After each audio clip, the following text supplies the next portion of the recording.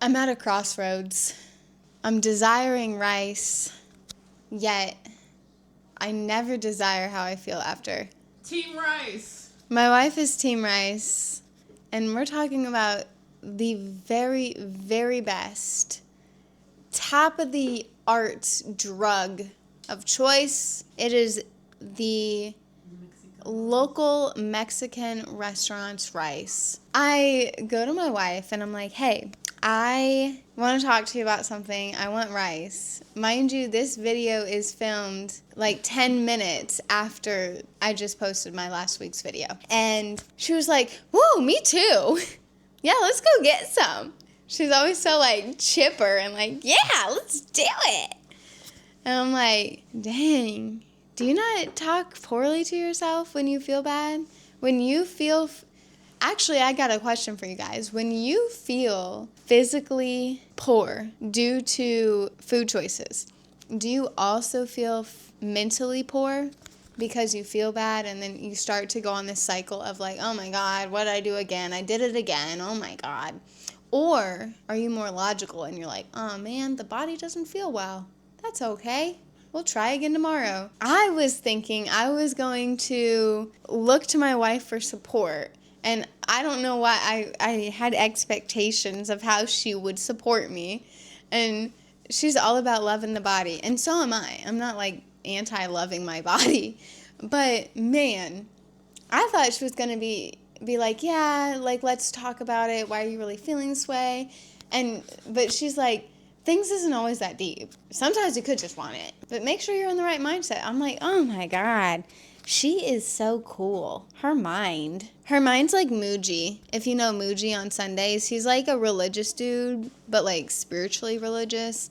He's pretty cool. I haven't watched too much of his videos, but she's basically a Muji. And her name's Tenzin. I mean, come on. She puts the 10 in Zen. You're so nerd. She is the Zen of all Zens. But anywho, okay, let's break it down. I want rice because I'm like, oh, I had a tough day. But then I'm also like, hold on, I'm not supposed to comfort myself with food. But I am having this really deliciously delectable smoothie. There's actually nothing wrong with you comforting yourself with food. Why? What? Why? You're looking for comfort. You didn't feel bad. That's fine. I understand that you're trying to find it within yourself, but going outside yourself while you're building up your own ability to give yourself comfort isn't a negative thing. It's just not ideal, but it's no need to like punish yourself for doing that. And that's what you've been doing. I do feel quite better though if I do feel physically bad from eating a certain food. I do feel better when I eat my fruits and like drinking the smoothie. Like I'm not like shitting on myself because it's like I know it's healing me. But that's because you deem those foods as like good foods, so there's no reason to punish yourself. But you've deemed the other ones as bad foods, and so when you eat them you punish yourself. But if you remove the meanings that you gave the foods and just see them as food that react with your body in a specific way, then it takes away all that mental anguish and gymnastics that you do to like punish yourself. Muji, thank you. I need to make a video on why I have labeled some foods good and some foods bad, because many people have, and we are making this video and making this series to detach. You're moving my camera. Oh.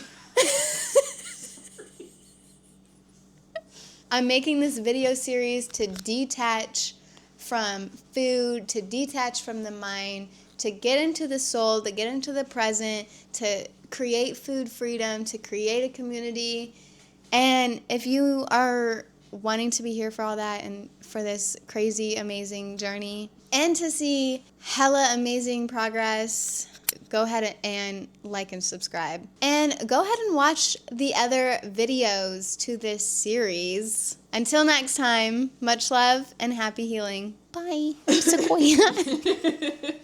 Bye, I'm Sequoia, and that was really hard to talk about. Okay, same day, just a few hours later.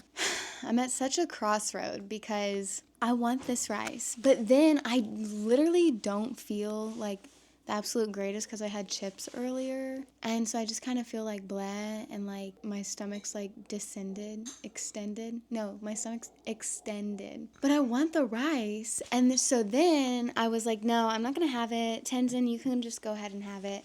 And then she was like, okay, but can I bring it home and eat it, like, in the house? And I'm like, well, yeah, like, this is her house too. But it's like my favorite drug of choice. And maybe I should stop calling it a drug.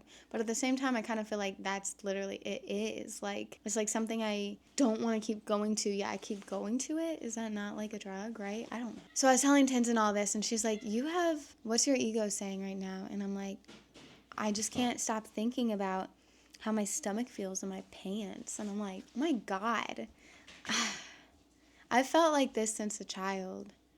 And I want to stop feeling like this. I want to be okay with however I feel, just like being okay with that, right? Because even if I'm not okay with it, I still feel that way. It's just like literally being okay with it. So then I was like, well, I want to give these thoughts to the Holy Spirit. It's just too much for me. I want to give them away. I want to release them. And I was like, well, then I'll just have one side of rice because I usually get two. I've had as much as 4, but 2 is usually the sweet spot. And I was like, I'll just get 1. And she's like, well, I'm getting 2. And I'm like, that's really what I wanted. And then she said something awesome, like that the ego punishes. And that really stuck with me because I'm like, oh, it's the ego that punishes.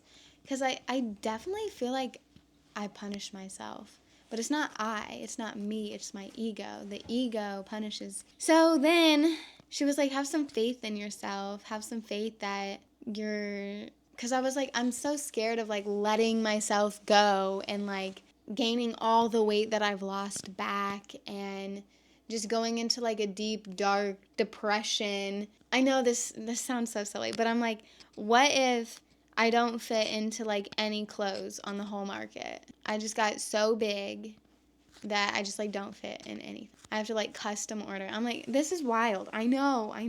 Oh my God. I gotta get down to the root about this whole thing. Like looks really, really matter to me. Which is kind of interesting since I like don't ever wear makeup, don't ever do my hair. I never match. It's like very specifically having a small stomach, that type of look, like really is very important to me. And it's like, damn. And then I literally gained 11 pounds in like a month, just from like a binge cycle. And then I went back up to St. Louis to go visit my friends for graduation. And I'm pretty open about my struggles with food. And so I told one of my friends, I was like, I gained 11 pounds since the last time I saw you. And she's like, really? I don't even see anything. You look fine. Like, you look great. And I'm like, what? They don't even notice? Is it just me who notices?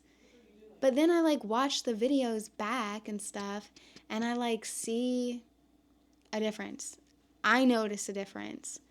And I'm like, is it all in my head? Is it an illusion? Is it real? Or do they just love me and they don't even really view me? They don't really like remember how I look and like how my clothes fit. Because I guess I would say if my friend was like, oh my God, I gained 10 pounds or whatever, I'd be like, I probably wouldn't notice either. I would notice it myself, but not them. Which then I'm also like, none of this is even real. It really doesn't matter how I look. And why would I choose to surround myself with people who care about that more than who I am, who care more about how I look than like who I am as a soul and who I am as a person? And then I have a partner who loves me no matter how I look. It's really me who, like, I want to love me as much as my wife loves me and my friends love me and my parents love me. And it's like I love most of me. It's like my stomach. It's like, oh my God. That's where I'm at. I'm probably going to get the rice though because I think this will be very healing. Like, I don't know. Or maybe I won't be and I'll be back. Am I just in denial?